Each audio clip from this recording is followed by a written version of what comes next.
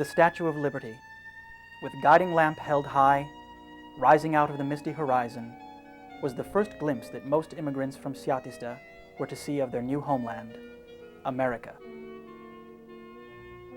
Soon disembarking and processed at Ellis Island, they passed through New York City, destined for several states and dozens of towns and cities.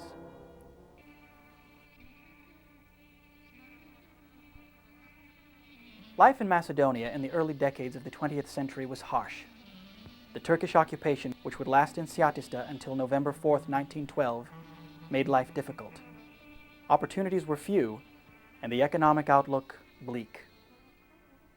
In the 1700s and early 1800s, many Siatistians had gone to Russia, Austria, Romania, and Germany. Indeed, Greece's oldest newspaper, Ephemeris, first published in Austria, is still published in Siatista today. Many Siatistians engaged in business and trading returned to Siatista wealthy men and built the now famous mansions, or archontika. Constructed in the middle 1700s, they were large, ornate structures with inlaid wood, decorated walls and ceilings, and stained glass windows, which attested to their owners' wealth. Many of these Siatistians became benefactors of their beloved town. They donated the high school, hotel, town hall, and other buildings. They also made substantial contributions to churches, orphanages, and other charities. Records show that very few arrived on American shores prior to the beginning of the 20th century. They did come in increasing numbers in the decades prior to and following World War I. The ship's manifest for the SS Themistocles sailing from Patras for America on June 6, 1909, shows 6 people, 5 men and 1 man's daughter, all from Siatista, traveling together. 3 of the men were teenagers. Many set out for what they hoped were just a few years, to earn enough in this new country to return home, purchase land, and settle down. Some had other obligations, to help younger siblings, to provide dowries for sisters, and to lessen the economic burden on their parents. Thus it was that many very young men, some in their early teens, barely out of childhood, and with few years of formal education, set out for America. Few could know how long their journey, how difficult the years, how totally different the environment, or how great the sacrifice that lay before them. In the years preceding World War I, it was almost exclusively bachelors who emigrated. The ratio was as great as 40 men to 1 woman. Some families were split, some to be reunited in a few years, some never to see one another again. A few came as young girls, married, and remained in the United States. These included Sultana Stathis Zavalis, Anna Kulandru Kalambukas, Catherine Kikis Plumpis, Theologia Bichakis Beros, Piristera Bichakis Duvulos, Aphrodite Ditsious Poulos, and Agnes Vulgaris Manios. At various early gatherings, the idea of an organization was discussed. The first recorded gathering in America was in 1915 in Salamanca, New York, when the Reverend John Papanicolaou visited. On August 10, 1922, the foundation was laid for a formal association. James Tremis, Nick Barber, and Peter Bichakis from Ridgeway, Pennsylvania, motored to Kane, picked up John Yanyachis and Gus Luteris, and proceeded to Bradford. There they met with Peter, John, and James Johnson. Together, they decided on a plan for an association. A meeting was held on September 11, 1922, at the Sugar Bowl in Bradford, with 17 men attending.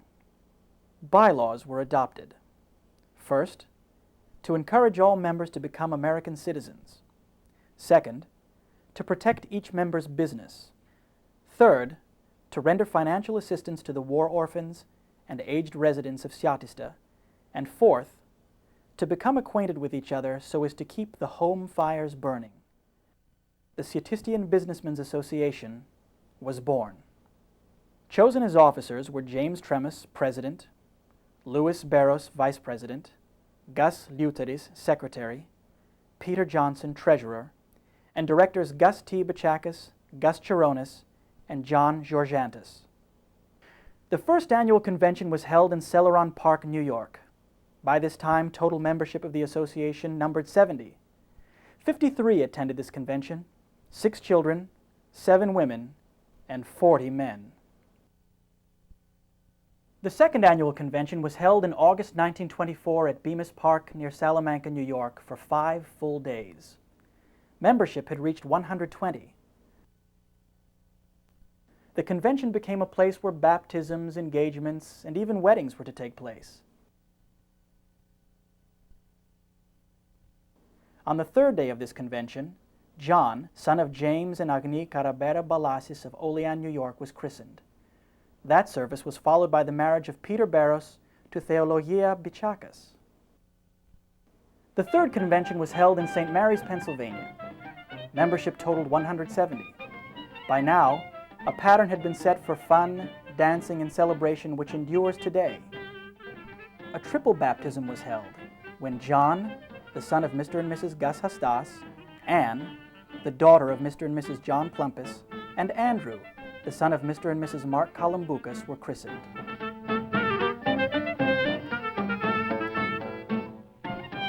By the mid-1920s, a large number of Siatistians had left their village and settled in the United States.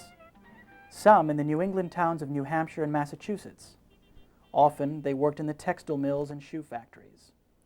Those engaged in the fur trade generally stayed in the metropolitan New York City area, and each group organized their own separate association. At one time, perhaps as many as 275 Siatistians, mostly men, worked in Salamanca, New York. With little education and limited English, the factories and railroad repair shops provided easy access to jobs. After a few short years in Salamanca, having learned English and with their savings intact, they left, often to work in a confectionery shop, learn the business, and strike out on their own. Most settled in central and western New York and northern Pennsylvania, but some settled as far away as Indiana, St. Louis, and Seattle. These confectionaries, with names such as Candyland, Sugar Bowl, and Candy Kitchen, served up fountain delights like sodas and sundaes with homemade ice cream. Holidays, especially Easter, satisfied the whim and appetites of children with chocolate bunnies and Easter baskets. Interestingly, it was not until after World War II that any large number settled in Buffalo and its suburbs. Presently, families with Siatistian ancestry number over 100 there.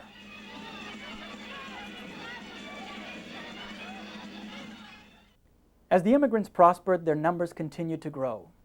Some brought younger brothers and cousins to the United States. Others, now financially secure, sought out brides to join them here. In some of these marriages, the engagement took place with the families of the prospective bride and groom exchanging photos. More often, the prosperous groom returned to Siatista to select a bride of his own, or more likely, his parents' choice. A scenario might easily have been this. A meeting between a prospective couple and their families would be arranged, followed by a discussion by the parents. If an agreement was reached, the engagement was announced, and within a week or so, the couple would be wed. These eligible bachelors were a good catch indeed. By comparison to their Greek cousins, they were well off. They were often called o Americanos, the American, and most importantly, they did not expect a dowry, which could financially cripple a family.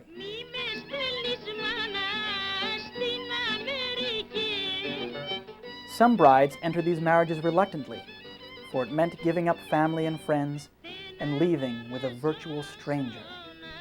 More often than not, it was the young bride's first time away from home. It's no wonder that the song Mi me stelnis mana stin Ameriki, Don't Send Me to America, Mother, was recorded. By 1927, membership swelled and over 80 attended the convention. They looked forward to baptisms, engagements, and weddings there, but especially just getting to see one another. Increasing numbers of women and children transformed lonely bachelors into happy husbands and proud fathers. Beginning with the first convention, and for at least 4 decades, the favorite musical group was Kostas Gadinis and his ensemble. Kostas, one of Siatista's own sons, played almost non-stop from late in the afternoon until the early morning hours. The music ceased as the horizon lightened with the coming of the dawn. At these early conventions, 3 or 4 men would go to the site a couple of days early. Usually led by James Tremis, they selected the food and drinks to be served.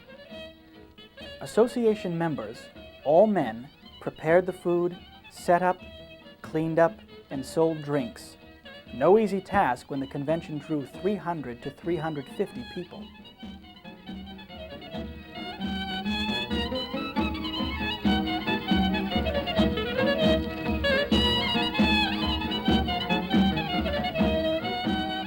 During the late 1970s and 1980s, interest began to wane. Early members, now aging and declining in number, could not attend. They had laid the path for their children's future, but the value and honor of being a member in the association shifted with time and needed to be redefined. A few members who understood this change simply refused to allow the association to fade out of existence and refocused its purpose. A remarkable transformation has taken place. A large number of second-generation Siatistians born in the United States have joined our ranks, supplemented by those who have married Siatistian American daughters. 22 new members in 1996 and 27 so far in 1997 attest to this growth, which now includes members in 4 countries and 16 states. The clasped hands of the association's logo and its motto, "United We Stand," truly capture the organization's essence. Help to Siatista has taken many forms, through individual participation as well as officially through the association. The 1920s and 30s saw much aid given to churches, orphans, widows, and the poor. Drives for money were organized, and the treasury of the association provided funds for the needy.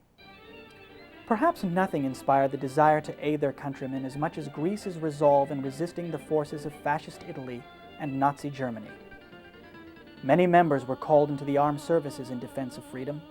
As nation after nation in Europe capitulated, Greece, in the face of overwhelming odds, said "Ohi," no, to Mussolini's demands. The ensuing war, defeat, and occupation catalyzed support. Massive financial aid, food, and clothing were prepared for shipment when liberation finally came. In the mid-1950s, a Jeep station wagon was donated to the Metropolitan of Siatista, Bishop Iakovos. This special order Jeep helped him minister physically as well as spiritually to those in need. However, the shining gem in all of the philanthropic endeavors was the aid given to the municipal project to bring an adequate water supply to the village. Siatista had a chronic shortage of water. There were few springs in the village, and although many houses had wells, the water had become tainted and unusable.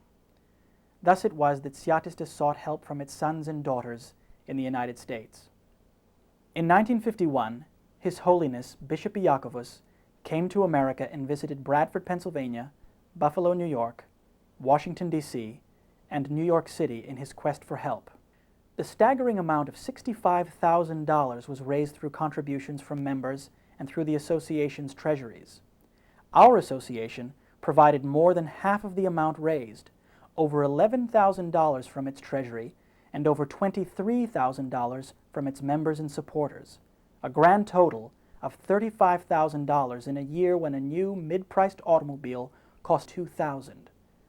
This is equivalent to more than $400,000 today. Now we find ourselves celebrating the 75th annual convention of our association. This is not an end, but a new beginning. Each of us has a special reason for coming, perhaps to rekindle the warmth of companionship, perhaps to join relatives, or to resurrect fond memories of childhood friends, family, and years past. For each of us has a bond, a thread that joins us to one another.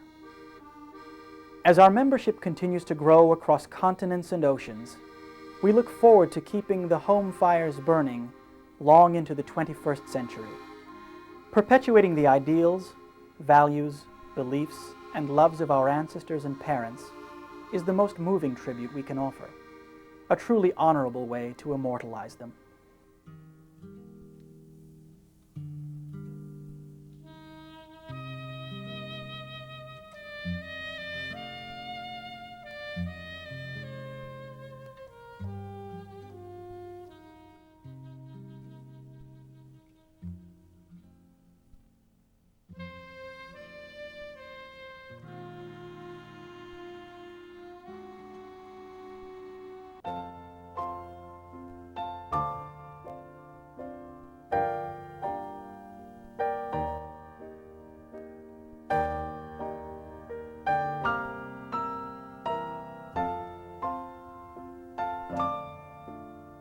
Come and join with family and friends.